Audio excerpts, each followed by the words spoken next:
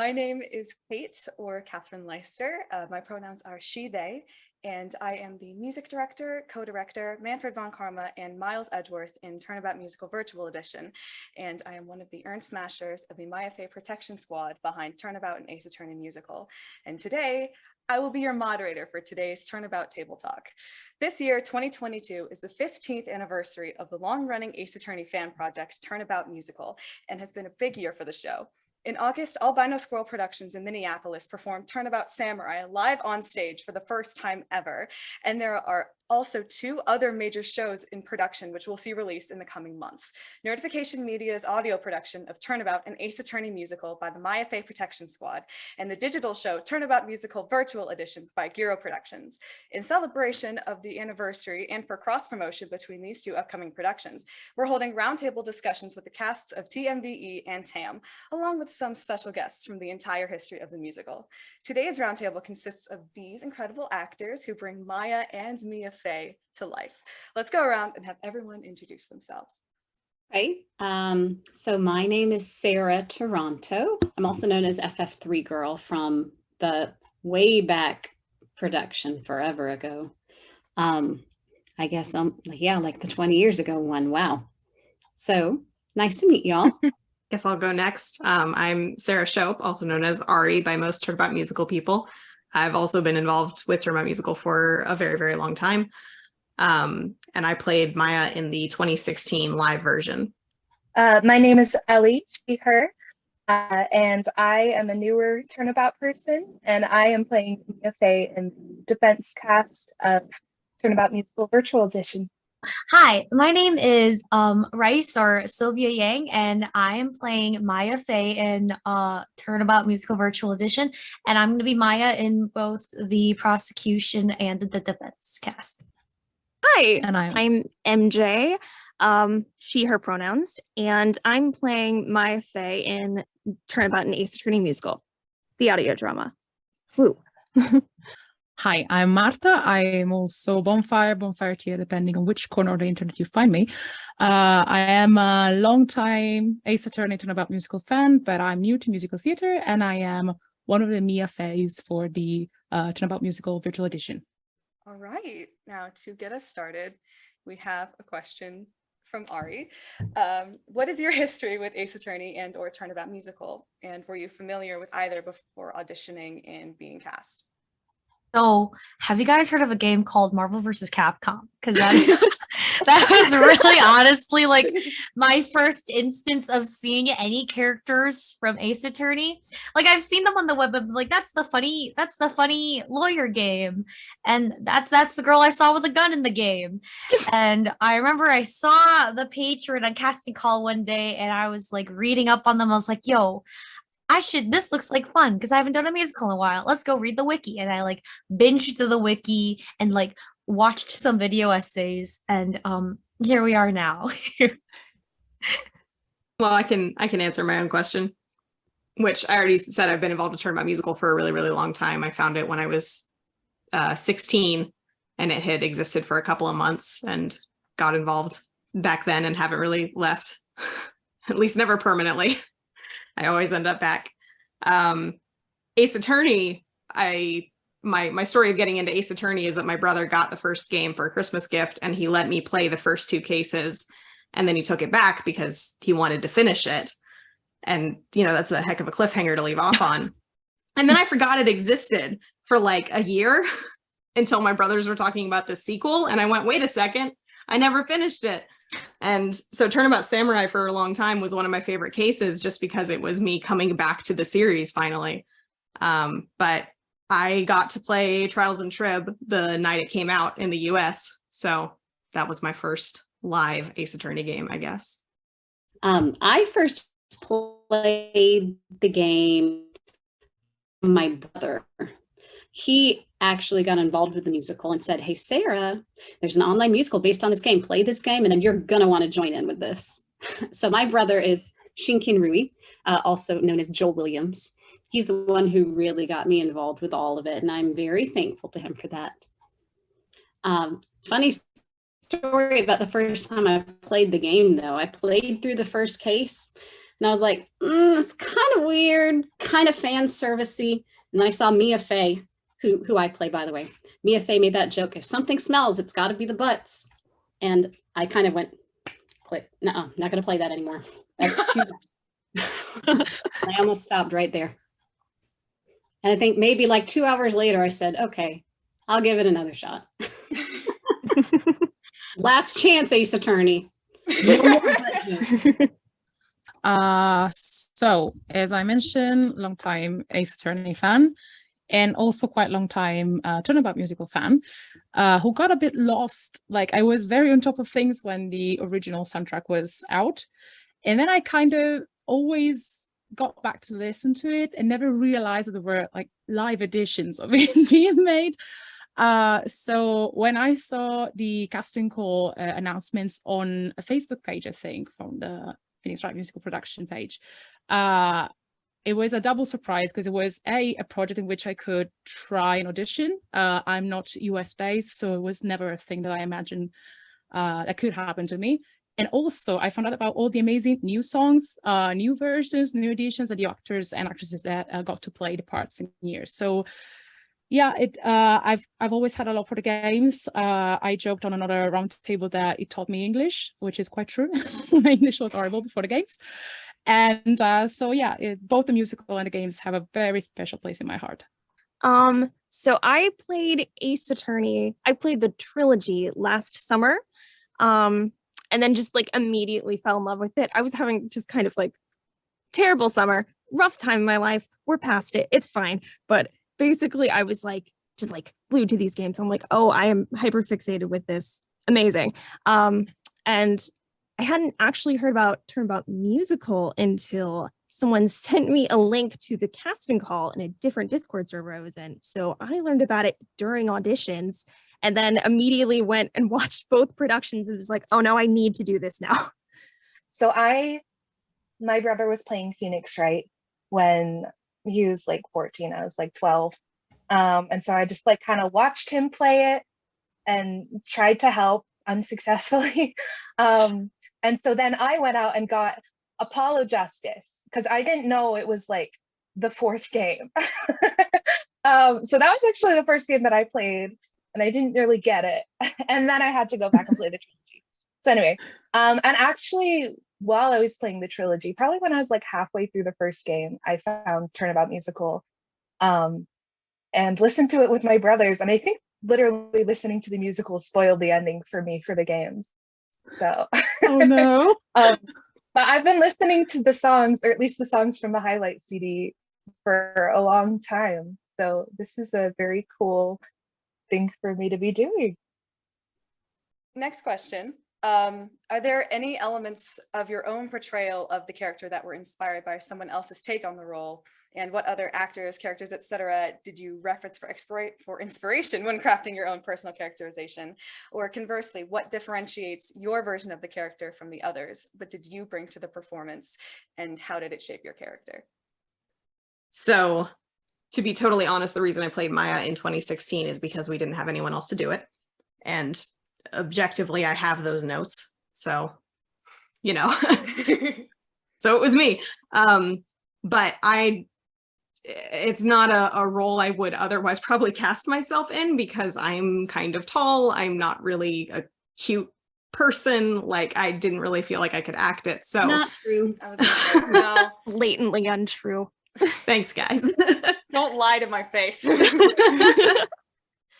I definitely, rather than trying to do that and do something that I felt like I couldn't really do well, kind of went a different way. And I the way I describe it now is I played Maya more like she's 20 and, you know, a little bit older, a little bit more depressed, maybe a little bit quieter and more inward, just because that's more natural to me, which I think is, you know, not exactly how she is in the games. So it's a little bit different of a characterization, but you know, this might come up in a different question, but one of the things I thought about was looking at her sprites, how when she's sad, she closes inward, or looks down in a way, that sort of thing. So one of the things I thought was, okay, the first day in court when she's being accused and April May is testifying, like, I'm not going to look at anybody.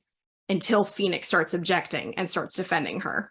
So this is probably really boring to look at it on stage because I'm not a theater person, so I don't think about it that way. But in my head, what I was thinking was, I'm just going to be here closed in, and then Phoenix is the one that brings her out. So that's kind of, I guess, what I thought about with Maya. As like a theater person, I'm hearing that thought process and being like, yes, yes, yes, yes. Yeah, but it's not interesting to look at. No, but it's the internal processing of it. I feel like initially when I was going with Maya, like how you said you were the complete opposite. I didn't really know anything about Ace Attorney when I first auditioned for stuff.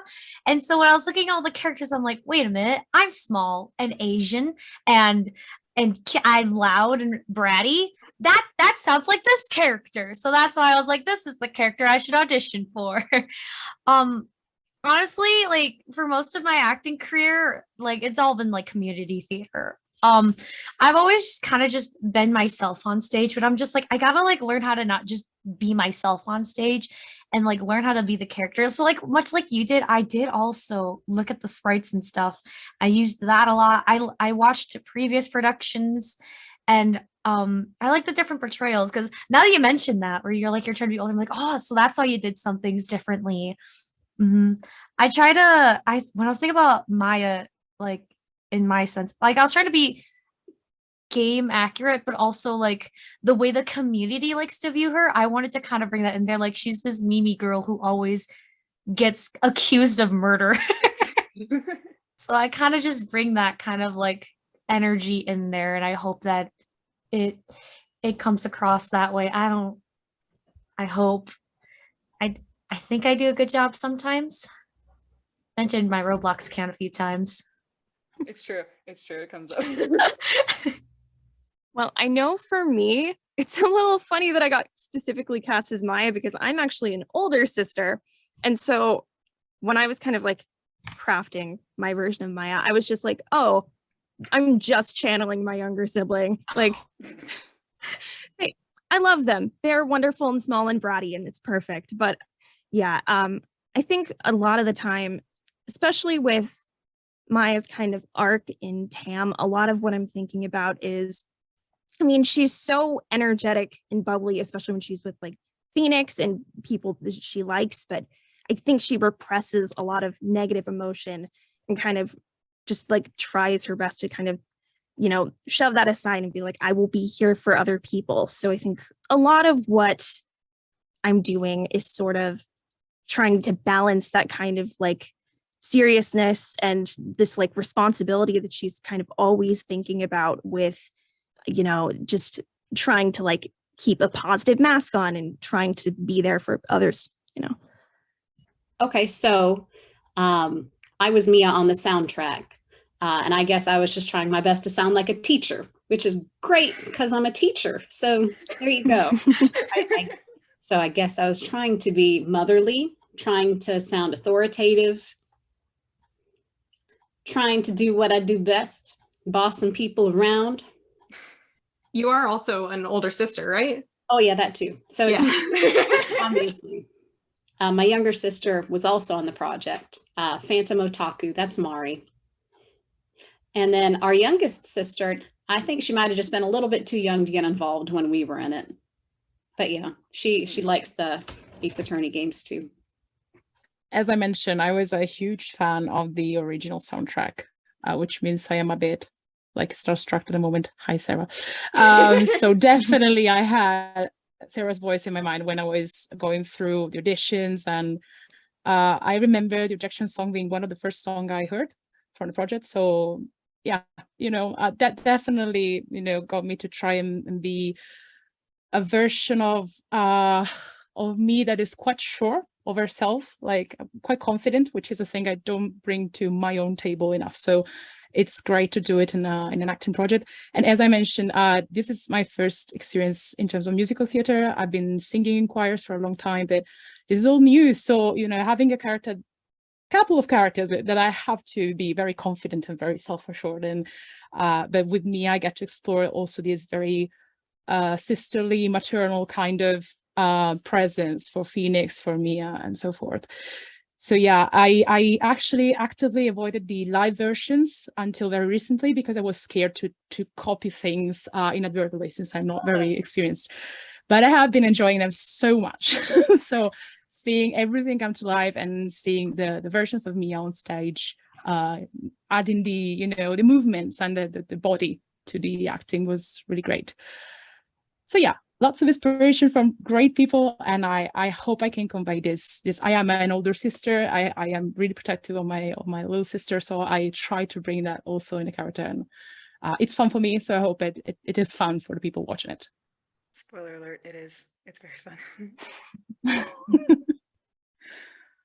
Ellie, also, maybe I can add that I play. Can I say the character name, or is it too much of a spoiler? I play a character that is basically the nemesis of Mia Fey, and I think that kind of shaped the two characters, the way I play them a bit, because I have always the other one in the back of my mind.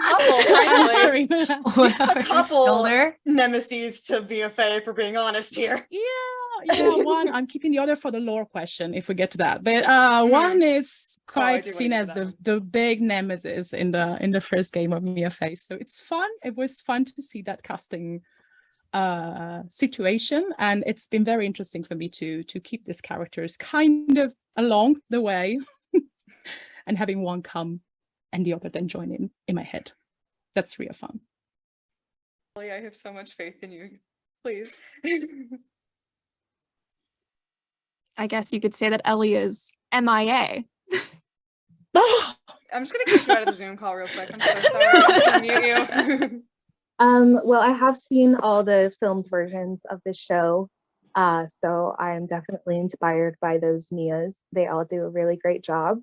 I'm also really inspired by watching Marta, my kind of counterpart in the role, seeing the different things she does with it, comparing notes with her, and all the different ways that we're able to, at the same time, but also kind of separately, discover who this woman is.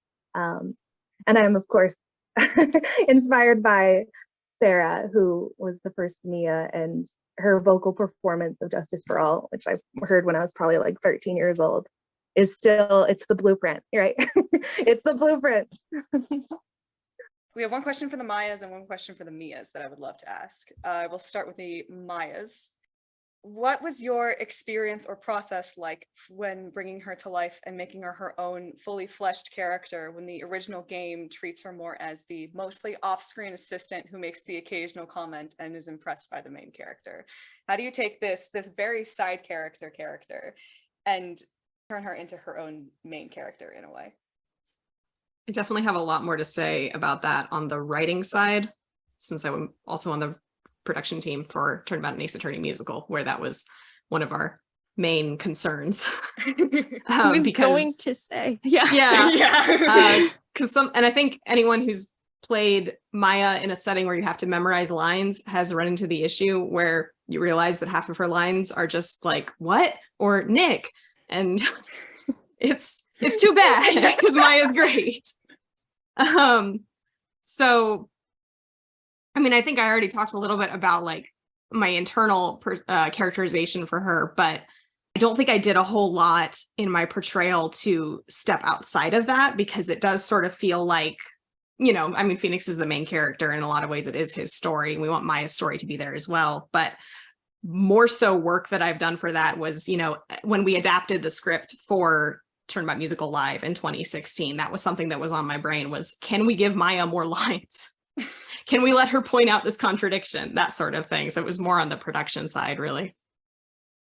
Yeah, the thing about TAAAM is she's got an arc. It's great. I love it.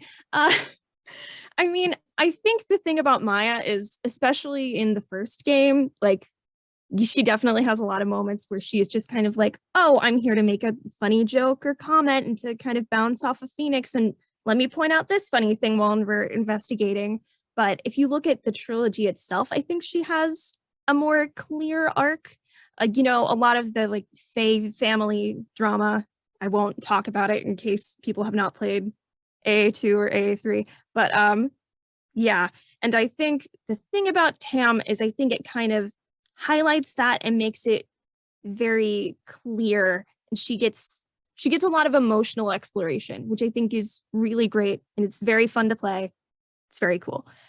I would say Kate helped me out a lot with this because, as you mentioned before, like she does say a lot of like what's and nicks, and it's either Nick or no. It's one of those two usually in a court scene. Okay, it's either Nick or no.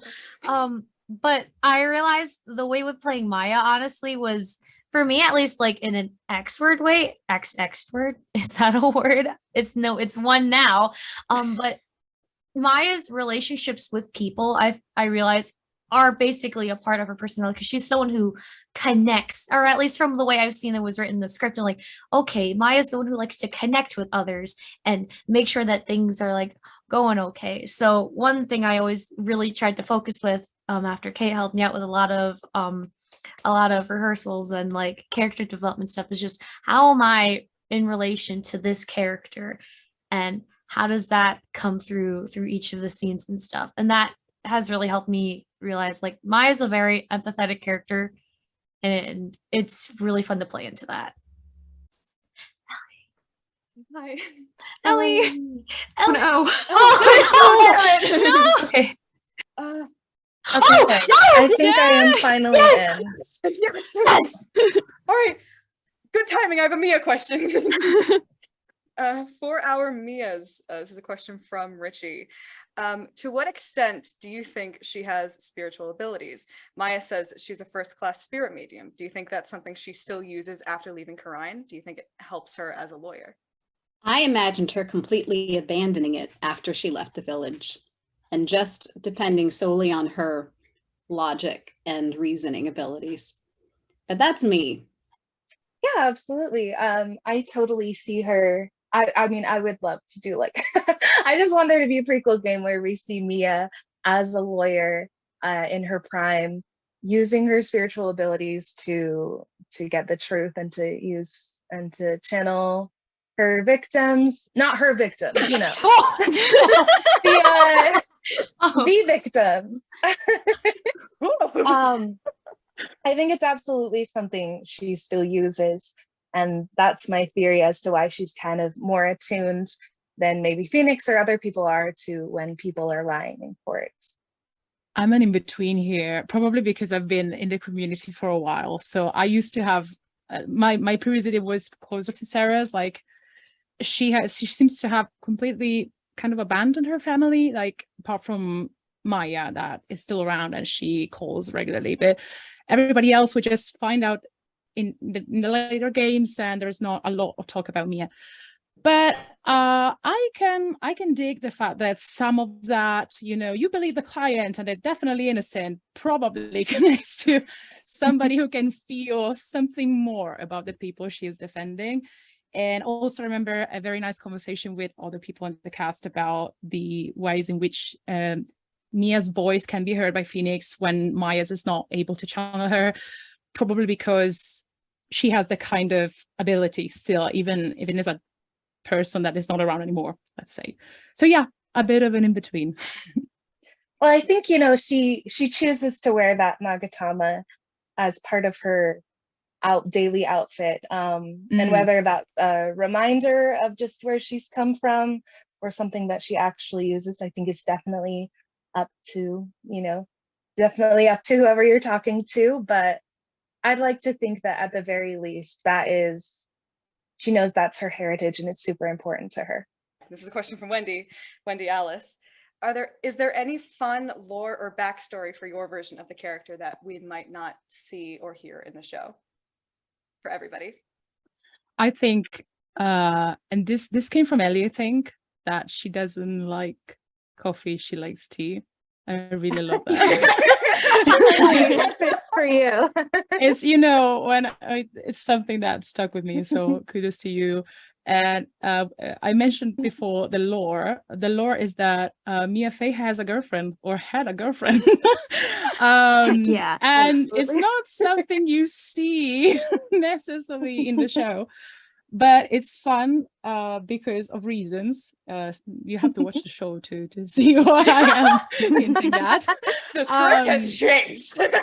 But yeah, it's, you know, this is, you have the games with the storytelling in the games that it goes a bit of a different direction. Then you have the fans that have built this amazing headcanon of Mia Fey having a girlfriend in college, basically. So yeah. Yeah, I think a lot of the backstory, like we do actually see in the later games, we just don't see them in this first musical. But like, I think having played the second and third game, specifically the third game, like you see how much she, despite how much she seems confident, that there is a lot of anxiety inside of her, which I definitely keep in mind. And you also see these relationships, negative and positive, that really guide her. And I think specifically her relationship to Phoenix, seeing how she has basically taken him from this scared little guy to at least somewhat confident professional. I think she's so proud of him, and that is kind of what that backstory helps bring in. I don't know if this is lore as much as it is like things you can't see because TAAAM is an audio drama, but I feel like every time I'm delivering like a fun Maya line, I always want to do like finger guns, and no one ever sees it, and it just makes noise that I can't use. But I keep going like, hey, and I'm like, no, you can't do that. This is a mic. I literally do that so many times in this show. Like there'll be times where Phoenix will say something really stupid, and I'll just go, yeah, yeah, buddy, good job. Good job, you're trying. Gold Exact star, right you're doing energy. great. Same wavelength. Yeah, but that and Phoenix is her adoptive older brother. That's facts. Mm-hmm. They are siblings. They're siblings. Yeah. So my response actually kind of even goes back to the last question too, and that I know Mia had those very broken family ties with her older family members, and that was a lot of pain and a lot of grief. So I have an older family member too, who also was a very abusive and narcissistic and manipulative kind of person. And I can kind of sense how Mia would want to break away from everything that might be related to that, like related to the channeling and related to those older family members, if that makes sense. So I think I do have that connection with Mia, in that I can imagine wanting to be distanced from narcissistic older family members, if that makes sense. For sure, for sure. Mm-hmm. I think I'm the last one left, but I don't really have anything, but I'm going to make something up right now. Love it. Maya loves the Steel Samurai, right? Yes. Mm-hmm. It's great. I think at least the version that I played loves the Steel Samurai. It's fantastic. I think it was probably something she found, I don't know how long it's been around in canon, but let's say, you know, middle school or high school or something, when she's really missing Mia, and it becomes her escape, and it becomes her emotional support, her comfort show. And it's where the good guy always wins and things always work out in the end. And I think that sort of simplicity and, you know, justice winning, all of that really speaks to her. And that when she sees the Steel Samurai, you know, as for great justice and all of that, and there's the obvious parallels with the evil magistrate to prosecutors and attorneys and all of that. But I think she probably sees Mia, you know? I think it reminds her of her sister out there fighting the good fight. I love that. That's really cute. Kind of piggy off of that. That reminded me of something that we did on improv night that I have just made canon ever since. Maya writes fan fiction on her stupid little like flip phone. She writes like in the mountains like fan fiction, and when she visits her sister, she connects to the internet, pulls up AO3, posts her fan fictions with her little tiny phone. It's just something she does, okay? She's got her own little headcanons and everything, like the notes app. Yeah, on like a Nokia. Yeah. I love that. That's great. That's canon now. That's real. That's real. It's canon. It is. It just is. Have a question from Roof Dweller, just kind of unrelated, but I am curious. What's another video game you think would make a great musical? Final Fantasy 3. I was going to say the obvious, Phoenix Wright, Justice for All, and Trials and Tribulations. I play a lot of RPGs, and I was about to say my favorite RPG of all time is Bravely Default. I'm like, that would be a fun musical. But then I searched on YouTube, and the guy who wrote the whole soundtrack, Revo, he's the guy who made all the Attack on Titan openings. He's part of a rock opera group. There's already a whole opera for that game. So like, damn it, I can't say that game. So, you know Mystery Dungeon, like Mystery Dungeon games like Pokemon Mystery Dungeon. I don't know if they would ever make a Pokemon musical. Okay, I almost said I don't know if they'll ever make a Pokemon musical, and then I remembered that there is a Pokemon musical, unfortunately. There is. Yeah. Reynolds and I can never forget. I've been in it. You were in it? Yeah, so Diana and I mean, I didn't help put it on, but I played Misty. We put on a production in 2010 at Animazement that was cobbled together from like the songs that were there, the knowledge of the script that existed on the internet at the time. Danny, who was, Phoenix and TM Live, he was Ash. So there's some videos out there on YouTube. It was fun. It was a good time. Oh my gosh. Professor Layton and the Eternal Diva, which is a movie, and I think it would be, well, maybe not easy to adapt, but it's there. There is a lot of music already available, and I love the Layton games. I still have to play the crossover with Ace Attorney, but I will get to it. And also, I was introduced in this months of acting, having fun, laughing, by the guys of the cast to Ghost Trick, and that's an awesome game. It will make a really lovely musical. It would be fantastic. I know there was work on one many years ago, but these are tough to make. It turns out. Yeah, they are. Yeah, I've been thinking about this question for like way too long, but I don't know if anyone has heard of Night in the Woods. Yes. I think that would be a really good musical because it's already like got songs in it. And I think, I don't know, that like indie rock sound would be very cool. I forgot about Night in the Woods. Oh my god.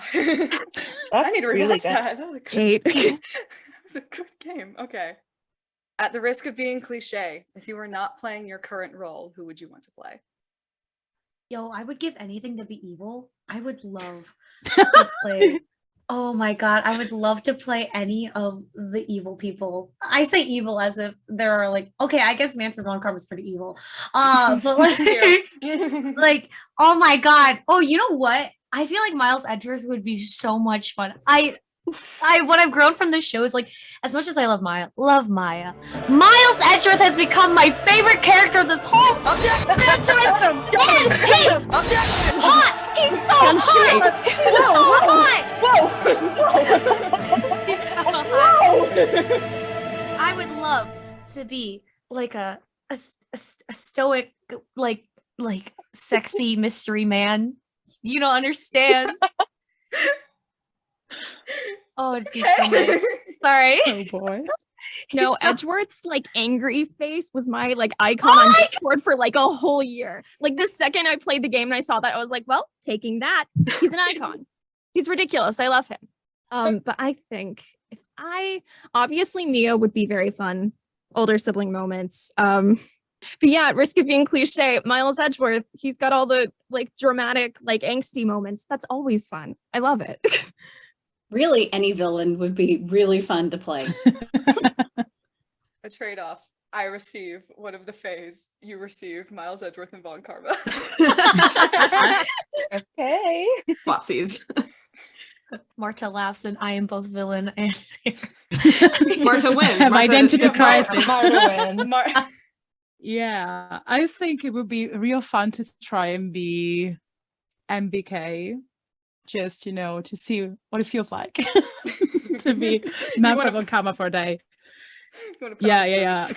I'm not sure I would put, definitely the boots. That's why I'm doing it. The boots and the makeup. I love Edgeworth. He's one of my favorite characters along with Mia, but I don't feel I would be a good Edgeworth. So I will leave it to you all guys. I'm sure you'll smash it.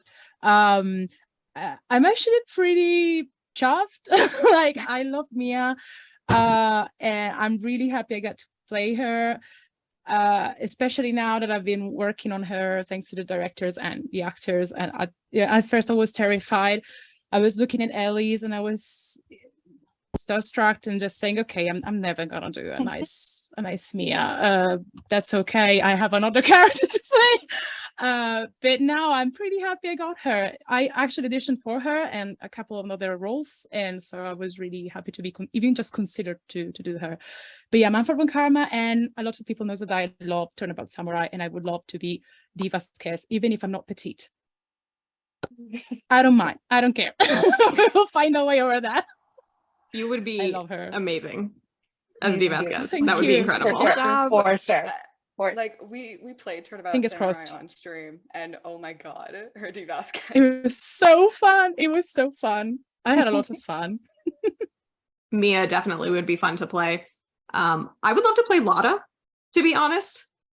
I'm from the South. Normally, like I normally I say I don't normally have a Southern accent, but I've worked around a lot of people who have very heavy Southern accents, so it's getting easier for me to slip into. And when I was originally way back in the day on the forums for Turnabout Musical, I couldn't sing in my chest voice at all. I did not have that range. I do now, so I would love to be able to, sing in that range and perform in that range. I think that would be a lot of fun. What are or were some of the challenges in performing in your show's format, as in stage versus completely digital versus completely audio? Well, as you may be able to tell, I have trouble with technology. So that has been like such a struggle for me. And also my background is in physical live theater, and this is a totally different thing. Like lots of similarities, of course, but it is really difficult to not be able to like feed off the energy of the other actors live. And Discord lag is tough beast. But yeah, it's really hard when I can like hear my fellow actors giving an amazing performance and I want to look at them and connect with them. That's kind of not really possible. I mean, the plus side though is like, unlike live theater, if I mess something up, I can do another take, which is always nice. So I guess I would have been part of another version that was all digital. And we, that was back when there was no Google Drive. So when we were writing scripts, we would have to upload it onto somewhere. And I remember one day we lost everything because we had everything on something called Put File, and that website just shut down. You remember that, Arri? Yes. Oh, it was awful. No. So many things were lost. I'm so So many sorry. original things were just I'm gone. so sorry. That's a Oh, nightmare. well, I mean, everybody had bits and pieces on their computers everywhere, but people always come and go, So a lot of stuff was lost that day. Day of mourning. That's like the burning of the Library of Alexandria. Yeah, I was gonna say. That's devastating. Like, How God, much history lost in one fell swoop. Oh, it never occurred to me. Like, what did people do back in the day? Did they just like post it all on Reddit and like hope that like the Reddit page never shuts down? They're like, I don't even know. I mean, I'm sure Reddit was around back then, but like it was mostly Mediafire links after Yes. Put File. Put File. Mediafire is kind of where we went. Yeah, it was the Wild West back then. It was different. And every time we edited the script, we would have to just save it and then put a new date at the end so that you knew it was the most up-to-date one. Yeah, that was crazy. wait, can I ask a question about like how you guys like did that? So if like you guys are all updating it, was only one person allowed to update it at a time? Or did you like have like multiple people update things and then you would bring them together, you'd look at them and be like, Okay, so we had 4 different people who were all writing, and every week we would have a script meeting on Saturday nights because we didn't have anything better to do on Saturday nights. So I'm trying to remember how we did this now. It was, I don't remember the name of the server we would meet on. We used to, because I wasn't on the script team, but I did sit in on a couple of meetings on TeamSpeak. It was what we used yeah, way back when. And I think the way it was is it was split up, so everyone had you would be assigned. You did this scene, and I would do this scene, and you would do that scene. And then I think I was the head of the script team. So I would just take it and put it into a file and rename it with the current date. Wow. Like, it's amazing we got anything done. That's so weird. How did we do? It's pretty incredible. It's no wonder like we lost so much stuff. Because like, wow. It's interesting going back to the animation script, and you can, at least I can kind of tell when a different person was writing a scene. Like you can see the writing style in there, because a lot of it was based on the games, but there was always personalization. Yes, most definitely. I guess I'll talk about, I guess I'm the one on this call that has done live stage Turnabout Musical, and ours was 3.5 hours. So that was hard. Yeah, how, Stamina. genuinely. How? Like how? I mean, you know, Danny as Phoenix had the worst of it. Oh my God. Oh gosh. Oh no. He's on think stage the about whole time. that all the time, True. and I feel horrible. Did you guys only have like one intermission? Or Yeah, we had one 15-minute intermission. Oh. So it was like an hour and a half for the first act and 2 hours for the second act. And we knew it was ridiculous. Like I remember inviting my family to come see it and saying, it's 3.5 hours. You don't have to come. Like just trying to warn everyone, because I mean, we really thought at the time, like this was going to be it. Like who was going to have the time or the money, because we put a lot of money into that, like to make it happen. So we wanted it to be as much as we possibly could put in there. Raw. Yeah, it was like we finally got the soundtrack out. We're gonna do a live production because we have Danny who can sing Phoenix.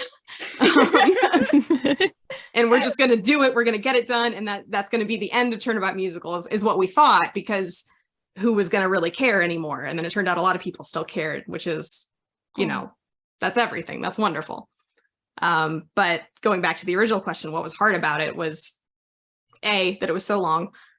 B, remembering Maya's lines, because again, a lot of them are very generic, and it's like, which one is it this time? You get a 50-50 shot. Yeah.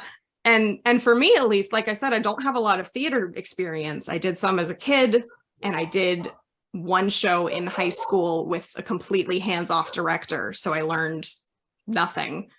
So for me, it was just like, I'm on a stage, I'm going to do my best from what I think I know. Fingers crossed. Well, just so you know, you and Danny doing I'll Be There together made both Matthew and I tear up. It was beautiful. I'm so happy to hear that. yes. I like that I'm excited for that on your behalf. No, it means so much. I mean, I love that song, and it's so much fun to perform. It's great to perform live too. As someone who's part of virtual edition of Turnabout Musical, I know something that I really struggled with, besides getting the green screen on my wall, was oh my God, this green screen. Love it and hate it. And my dogs love it too much. But something that always, like, at first, like doing rehearsals, we were able to just sit down and face each other and just, sorry, my eyeball is absolutely destroying my eye right now. One thing that I really struggled with was I really like seeing people's faces and seeing how their faces are during scenes and knowing how like my face should be at the time. But when everyone is like on a wall with their full body and you're facing a certain direction, but you can't see anyone and you can't look at the camera without making it obvious you're looking at the camera, it's hard to just be like, I wonder how everyone else is feeling right now. Yeah. I am standing in my point and stare at my sticky note that says Von Karma. Yeah. I had so many sticky notes in my living room because that's where I record all my stuff.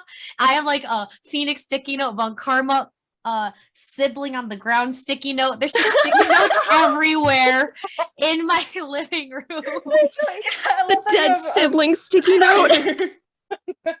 Rest in peace sticky note. It's just like ripped in this.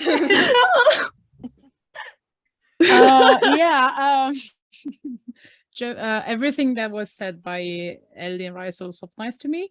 The green screen is a struggle, especially because for some reasons, in some of the scenes, I have to have some objects with me on the green screen, which really limits the space I have to actually do anything.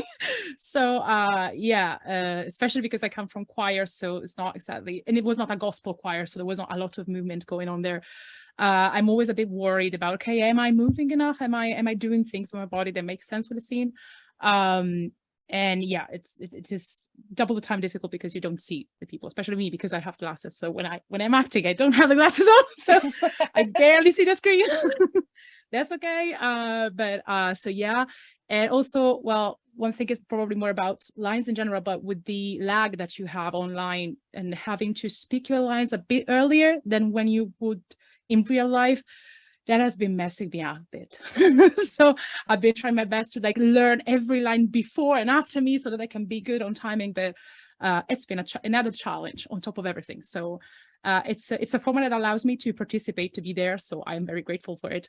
But yeah, it is challenging. It is challenging.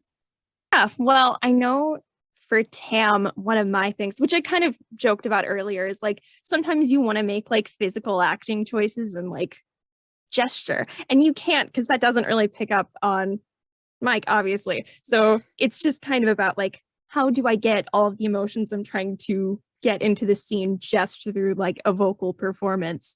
But the other is that because you're recording, sometimes you get bloopers, and then all of those bloopers get collected into a whole 16-minute file. Guys, TAAAM blooper reel is great. I'm so excited. There's some iconic moments, but yeah. Nothing is more iconic in Turnabout musical history than the blooper reels. Anytime. What are some of the most important lessons Mia passes on to Maya? And what are some of the most important lessons Maya and Mia both pass on to Phoenix? I immediately think about it from a writing perspective again, because that's where I've thought more about the characters probably. But I mean, there's the very obvious, never give up that I think Mia obviously passes on to Phoenix, but I think also to Maya. And I think this is addressed a little bit in TAAAM, but I think what Maya shows to Phoenix is that same never give up attitude, but like really just always trying and always moving forward and never stopping and never letting it get you down. You just have to keep going. And Not I think just related to the courtroom, but also, yourself as a person in life. Yes, absolutely. I think Maya really embodies that. Can I just turn on Justice for All and click play, maybe? Yeah, exactly. I mean, I think it covers we would all listen to it. We would take the 4 minutes. Just like Sarah. Yeah, I mean, I think a lot about how Mia, in a lot of ways, probably did kind of raise Maya, with their mom being gone and their aunt not being maybe the best role model sometimes. I don't know. I think a lot about how Mia and Maya had, obviously Mia's a lot older, but how they kind of raised each other. And as much as Mia teaches Maya to grow up to be this strong and powerful woman that she becomes, I think Maya in converse also always taught Mia a lot, and that that the same sort of energy and determination that she brings to her interactions with Phoenix, that was always in her interactions with her big sister too, and that both of them teach Phoenix not to take life too seriously sometimes, but to take his job seriously and to take the lives, the people whose lives are in his hands, to take that seriously. But I feel like another aspect of Mia's and Maya's relationship that also relates to Phoenix is just the idea of trust. Cause like Mia was Maya's older sibling. Of course she trusts her with all her. She's like, if you ever get into into trouble, call Mr. Marvin Grossberg. That kind of falls through. And I kind of saw that as like a moment where Maya was like, I can't even like trust who I was supposed to trust. But then when Phoenix comes in, I think that's them like kind of teaching each other to trust each other a lot. I feel like that moment for her was the moment for her where she was like, okay, I trust him. I can trust this guy. And she starts putting in a little more of that trust into other people. And that's something that helps her push through everything there. I love that we're building the answer together. So I'm just going to do that. Yeah. I'm going to bring a little piece, agree with everything that was said a lot. I like that there is a bit of recklessness in Mia, in Maya, and in Phoenix. So that gets passed on a bit. So things happen in a story that shouldn't happen to a person that is really careful, maybe a bit, you know, anxiously looking at every possibility to not mess up too much. But there are moments in which Mia goes for it, Maya goes for it, Phoenix goes for it. So I like that this trait gets kind of confirmed in the story, passed on, so that at times it also kind of mess up the situation for the characters, but it's very human, it's very realistic also. And it adds to what we were saying about still, you know, taking the job seriously, but still leaving it. It's your life. So yeah, 100% agree with everything else everyone said. I'm going to say also bravery, because I think both Mia and Maya are both like very courageous characters. I mean, for Mia, obviously it takes a lot to like stand up and fight for what's right, but I think Maya does a lot of the same thing. And I really think both of them are kind of the push Phoenix needs to like go and do his job and like stand up for what's right. They're both very selfless characters. Yes. Very, yeah. And Phoenix learns a lot from that. I have one more tiny question, and then we're gonna wrap up with the final big question. What is your favorite Turnabout Musical meme or inside joke? I love all three TMVEs. We're like, I can't say it. I mean, I'm always a fan of What Lawn. That is a classic, and it is eternal. I mean, I feel like I have to say lawnmowers for TAAAM. Yeah. Lawnmowers need a shout out at least once. If I can't choose What Lawn, then I would go with Colossal Waste of Time. Because that's definitely what we were aiming for the whole time in those early days. Absolutely. Marty the zebra. Yes. I'll just leave it at that. Marty the zebra. And recent favorites of mine for our production are the spinny chair. I'm coming up with one from the games, which is not really in the musicals, but it's a thing that I always look for in the games, which is ladder, step, ladder. It's always fun to see the recent adaptations and how they do the conversation and which characters are involved and how it happens. So yeah. Ladder, step, ladder is a classic. Yes. I will allow it. Thank you. And you do have to have that in every live adaptation, by the way, a ladder. Of course, It's a of course. requirement. Just standing on the wall. Yeah, it doesn't have to do If you get anything. it, you get it. Yeah. We had one backstage actually, like our first day in the actual performance space. It's the only picture I took during the entire rehearsal process is of a stepladder that was backstage just waiting for us. As it should be. Yes. It was a good luck charm. Yep. What does Turnabout Musical mean to you? What has been your favorite part of doing Turnabout Musical or being part of the TM community? Perseverance. For me, honestly, it was kind of a journey. It has been a journey that I normally never really take that step out. As I mentioned before, I always feel really bad and feel like I have a little bit of imposter syndrome when it comes to just being in this production because I didn't know anything about Ace Attorney before coming here. But walking through this and going through this journey with all my new crewmates, no, it's yeah. It works.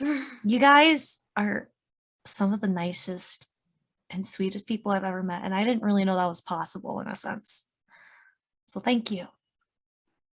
And we will make the best production of this ever. Ever. The best. Yes. Them's fighting words, right? There really is something special about this production too. Like I think this production and this show brings people together in a way that's really special. I mean, that's I married, you know, somebody I met through this production, and I know Sarah did the same.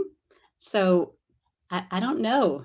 There's something that's special about this that really brings people close, like connection and love and togetherness. I don't know what it is about this show, but it does that. Yeah, I think, you know, like I said, I was 16 when I first found it. I really don't know who I would be without that. Like, it's impossible to imagine what direction my life would have gone in, because all my closest friends, my husband, you know, they're all people I met because of Turnabout Musical. And I learned to write music because of Turnabout Musical. And I learned to sing in my chest voice and become more confident and more outgoing and step out of my comfort zone, like things that really shaped me as a person that, again, I have no idea who I would be or what my life would look like without it. And I think the fact that it has continued on and continued to be a source of joy and community for so many people for so many years. I mean, like you said, Sarah, there's something just special about this project that just brings people together. I don't know what it is, but I love that it's happening. Well, so last year was the hardest year of my life. I lost my mother and my brother. And in the wake of that, sort of wasn't sure if I was ever going to be able to do anything creative ever again, or ever really engage in anything very joyful. And so it was a weird thing for me to decide to do this show, kind of an impulsive decision, but I'm so glad, because it's this project is all about joy and a community that knows that it's a waste of time, but does it anyway for the love of it, and knows that just because something it doesn't make you money or it doesn't get you famous, it doesn't mean it's not worth putting your whole heart into. And I think that is why this community is so special. People who do something for the love of it. And I know I've made really amazing friends through this and found really a kind community. And to be able to play Mia Fey, who is sort of a parent and a sibling figure, and who shows that love doesn't stop. In the words of the script, the people we love never really leave us, do they? That's been such a gift. So I am so grateful. I'll try to jump in after that. That was really beautiful. I know for me, I know I'm new to this show, but I used to have so much anxiety about performing and just like putting myself out there, just like to the point where this is the first musical I've ever been in, actually, even though I've like been obsessed with musical theater for like since I was like 4. So just like being able to like put myself out there, like I never expected to get cast in this show. Like it has just been the coolest thing. And just being able to be in a musical based off of one of my favorite video games and playing one of my favorite characters in said video game, it's just been the greatest thing. And just the entire community around Turnabout Musical is just incredible. Just like the connections that you're able to make in a project like this. It's the best. Again, everything that was said before. An image popped up in my mind. There was a tattoo that a castmate had made with the sentence, "You're far from alone." Yeah, I think what I've been experiencing with this community, and it's funny because just yesterday night I kind of wrote, "Why are you all so cool and so far away?" That's not fair, because that's how this experience has been going. I think first of all, it was a great way to try something that I was never sure how to approach, which is musical theater, and to have fun with it, and also kind of I think that the kind of hope that nothing is lost, that is quite present in the games, and that is also delivered in the musical. I think that that's something that happened to us as well. So the fact that we are going through this journey, building everything together, and this has been an amazing experience in terms of participation. I've never thought I would have been so involved in the way we are piecing together the show. So that's just precious. Yeah, I think it just added to the love I had for the musical as some cool project on the internet that I could never, touch or really do something with. And so, yeah, it's just, as you said, amazing community, really, really supportive, always have a nice word of support for everyone. And that's so cool. And yeah, I think, yeah, I'm just very grateful, very honored, and very just excited to see this show come out and have new people learning about Turnabout Musical and digging into the lore and the previous projects and the games. You guys are all nice. You guys are all nice. Thank you all so much for sharing your time and insights today, and for sharing your passion and talents in being part of Turnabout Musical. For everyone watching this later, don't forget to follow all the relevant social media. There's a Turnabout Musical link tree at linktr.ee/turnaboutmusical with links to Turnabout Musical's official Facebook, Twitter, TikTok, and Discord, as well as with links to the already available productions and the TAAAM YouTube channel. You can find Giro Productions on their website, giroproductions.card.co, which includes links to their Twitter and Instagram. You can also find Nerdification Media, which produced TM Live and is producing the debut audio production of TAAAM at nerdification.media, which also has links to their Patreon, Twitter, and YouTube. And of course, keep an eye out for the release of Turnabout and Ace Attorney Musical this November, and Turnabout Musical Virtual Edition in the coming months. With that,